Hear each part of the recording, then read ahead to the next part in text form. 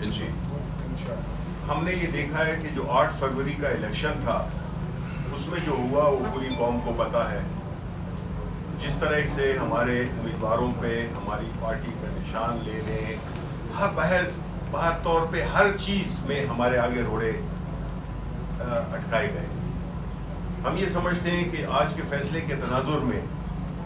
کہ جو 8 فروری کو جو پروسیس شروع ہوا تھا اس کا یہ تسلسل ہے. یہ اگر آپ اس کو ہر ڈیولپمنٹ کو دیکھیں تو اس کا مقصد یہی ہے کہ کسی طریقے سے بھی پاکستان تحریک انصاف کے کینڈیڈیٹس جو فارم 45 فارم 47 کے جال سے بچ کے نکل گئے ہیں ان کو کس طرح سے گھیرا جائے اور ان کے گرد کون سا جال بچھایا جائے کہ ان کو وہاں سے جو اندر ہیں ان کو وہاں سے باہر نکالا جائے. اور وہ لوگ جو کہ عوام جن کو ریجیکٹ کر چکی ہے، جس کو کہ ہم فارم 47 والا، اور اس میں سے اکثریت ان کی بیٹھی ہوئی ہے، یہ 17 سیٹوں والے لوگ ہیں، اور ان کی جو ایک آرٹیفیشل مینوفیکچرڈ میجورٹی بنائی گئی ہے وہ بنیادی طور پہ ہر قانون، ہر اخلاقی، ہر طرح سے وہ جائز نہیں ہے اور اس کو ایک مینوفیکچر کیا جا رہا ہے. یعنی کہ پاکستان کے جو عوام ہیں ان کی کوئی حیثیت نہیں ہے، ان کی دیا ہوا مینڈیٹ وہ اپنی طاقت کے ذریعے ڈسٹریبیوٹ کر رہے ہیں ایسی پارٹیز کو جنہوں نے کہ پاکستان کا بیڑا غرق کر دیا ہے. آپ دیکھیں کہ جب یہ الیکشن ہو گیا، الیکشن کے ریزلٹس میں تاخیر ہوئی، اس کے بعد جو نوٹیفیکیشنز ہوئے اس میں بھی بڑی لیت و لال سے اور بڑی اس سے عیاری کا مظاہرہ کیا گیا. اس کے بعد جب یہ اناؤنس بھی ہو گیا تو تب بھی چین نہیں آیا کیونکہ وہ والا ہدف حاصل نہیں کر سکے جو کہ حاصل کرنا چاہتے تھے. اس کے بعد ایک تو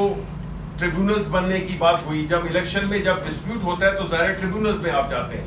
ٹریبیونلز ایک قانونی ان کی آئینی حیثیت ہے کہ جو بھی تنازع ہو وہاں پہ وہ حل ہوتا ہے. آپ نے دیکھ لیا کہ جو لاہور ہائی کورٹ میں جو ججز، جو کہ وہاں پہ ٹریبیونل زیادہ تھے، بڑا صوبہ ہے، اس کے ٹریبیونلز میں ججز کی اپوائنٹمنٹ پہ اعتراضات شروع ہو گئے کیونکہ ان کو اپنے مرضی کے ججز چاہیے تھے. وہ بھی ابھی تک چل رہا ہے اور ٹریبیونلز اپنے وہ کام نہیں کر سکے جو ان کے مقصد کے لیے وہ بنے تھے، کیونکہ یہ کسی صورت میں نہیں چاہتے کہ پاکستان تحریک انصاف کو جو مینڈیٹ عوام نے دیا ہے وہ پاکستان تحریک انصاف کو مل سکے. اور اس کے لیے ہر حربہ استعمال کیا جا رہا ہے. آپ نے دیکھا ہوگا پارلیمنٹ میں پچھلے دنوں میں جو قوانین پاس ہوئے ان کا کیا مقصد تھا. سپریم کورٹ میں جو ریزرو سیٹس ہمارے لیے جو فیصلہ آ گیا تھا اس کو نیوٹرلائز کرنے کے لیے پارلیمنٹ کو استعمال کیا گیا. اور پارلیمنٹ کب استعمال ہوتی ہے؟ پارلیمنٹ تب استعمال ہوتی ہے جب اس میں جو اصل عوام کے نمائندے وہ نہ بیٹھے ہوں اور وہ لوگ بیٹھے ہوں جو کہ لائے گئے ہوں، ان کو جو ہارے ہوئے ہیں ان کو جتایا گیا ہو. تو اس لیے وہ ایسے فیصلے کرتے ہیں جس سے کہ اس پارلیمان کا جو عزت، توقیر اور جو اس کا مقصد ہے وہ بھی ختم ہو جاتا ہے اور پارلیمنٹ محض ایک ربر سٹیمپ بن جاتی ہے. چونکہ ان کو پتہ ہے کہ انہوں نے مصنوعی طور پہ اپنی میجورٹی کی ہوئی ہے تو نیشنل اسمبلی سے بھی وہ نکال لیتے ہیں اور یہ اپنے سینٹ سے بھی پاس کرا لیتے ہیں. یہ جو خاص طور پہ جو بل ابھی قانون میں جو ترامیم کی گئی، یہ تو ایک اندھے کو بھی پتہ چلتا ہے کہ یہ کس مقصد کے لیے کی گئی ہیں. پہلے ٹریبیونلز میں، پھر جو کورٹ میں ججز کی تعداد بڑھانا، یہ ساری چیزیں. اور ہم وہ کام نہیں کر رہے. ہم حالانکہ افیکٹڈ پارٹی ہیں، ہم نے کبھی بھی نہ ججز کے خلاف کوئی ایسی زبان استعمال کی ہے، نہ ہم نے سپریم کورٹ یا ہائی کورٹ کے ادارے کو متنازع بنایا ہے. لیکن یہاں پہ تو سینٹ کے فلور کو بھی استعمال کیا گیا ججز کی توقیر کو بے توقیر کرنے کی. آپ نے اسپیچز دیکھی ہوں گی جس کے بعد معافیاں بھی مانگی گئیں. یہ وہ لوگ ہیں جو کہ لائے اسی مقصد کے لیے گئے ہیں جنہوں نے بنیادی طور پہ اس ملک میں آئین کو ایک کھلواڑ بنانا ہے، قانون کو ایک گھر کی لونڈی بنانا ہے. اب آپ دیکھیں جو کمشنر تھے پنڈی کے، انہوں نے کیا کہا تھا؟ وہ آج کدھر ہے؟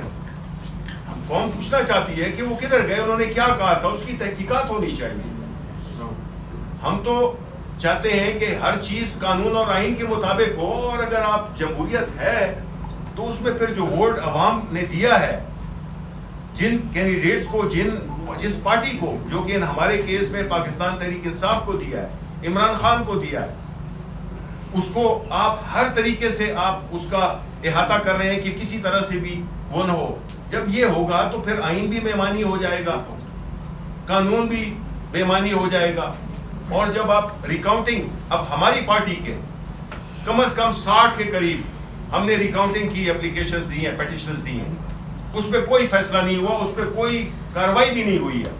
لیکن یہاں پہ یہ آئے ہیں کیونکہ مقصد تھا سیٹیں کھینچنا، تاکہ یہ کسی نہ کسی طریقے سے، چاہے اس میں قانون ٹوٹتا ہے، آئین ٹوٹتا ہے، کچھ بھی ہوتا ہے، اس پہ ان کی میجورٹی 2/3 بنا دی جائے، کہ اس کے بعد جو بھی یہ چاہیں، یہ نااہل ٹولہ، یہ کرپٹ ٹولہ جس نے اس ملک کو تباہی کے دہانے پہ لا کھڑا کیا ہے، پچھلے 40 سال سے یہ لوگ لگے ہوئے ہیں، ملک کس حالت میں ہے آپ کو پتہ ہے۔ ان کو لوگوں کی نہ مہنگائی کی پرواہ ہے، نہ ان کو عوام کی سیکیورٹی کی پرواہ ہے، یہ جو ہے تو صرف لگے ہوئے ہیں کہ کس طرح سے ہم نے اپنی جو سیاسی ہدف ہے، وہ سیاسی ہدف اچیو کرنے کا میں کوئی مذائقہ نہیں ہے، لیکن قانون اور آئین کے اندر رہتے ہوئے، یہ نہیں کہ اس کے لیے نو ہولڈز بارڈ، کوئی بھی مطلب ہے آپ چیز کریں وہ جائز نہیں ہے۔ اور جو خطرناک بات ہے وہ یہ ہے کہ اس طرح کے اقدامات سے آئین ہمارا کمزور سے کمزور تر ہوتا جا رہا ہے، پارلیمنٹ تو اب برائے نام رہ گئی ہے۔ یہ تو ایک ایسی حالات پیدا کر دیے گئے ہیں جس میں کہ عام آدمی سوچتا ہے کہ اس ملک کا ہوگا کیا، جس میں کہ آئین کو بھی وائلیٹ کیا جا رہا ہے، اس کو اس طرح سے اس میں امینڈمنٹ لائی جا رہی ہیں جو کہ بالکل spirit of democracy, spirit of law, یہ سب چیزوں کے خلاف جاتا ہے۔ تو میں سمجھتا ہوں کہ یہ بڑا ایک لمحہ فکریہ ہے جس میں کہ ہم یہ سمجھتے ہیں کہ ہر وہ طریقہ استعمال کیا جا رہا ہے، اور ہم پوری جدوجہد کر بھی رہے ہیں، ہم نے کی بھی ہے، لیکن جہاں پہ کہ آپ کا الیکشن کمیشن آف پاکستان فریق بن جائے جس کا کام فری، فیئر، ٹرانسپیرنٹ، وہ اگر اس سے قاصر ہو، اور الٹا وہ پاکستان تحریک انصاف کے جو کہ 3 الیکشنز ہوئے،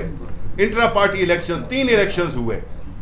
اس کو وہ کہتے ہیں کہ جی یہ صحیح نہیں ہوا۔ بھائی وہ صحیح نہیں ہوا، ہمارا تو چھوٹا سا ایک وہ تھا، پروسیس تھا، آپ نے تو اربوں روپے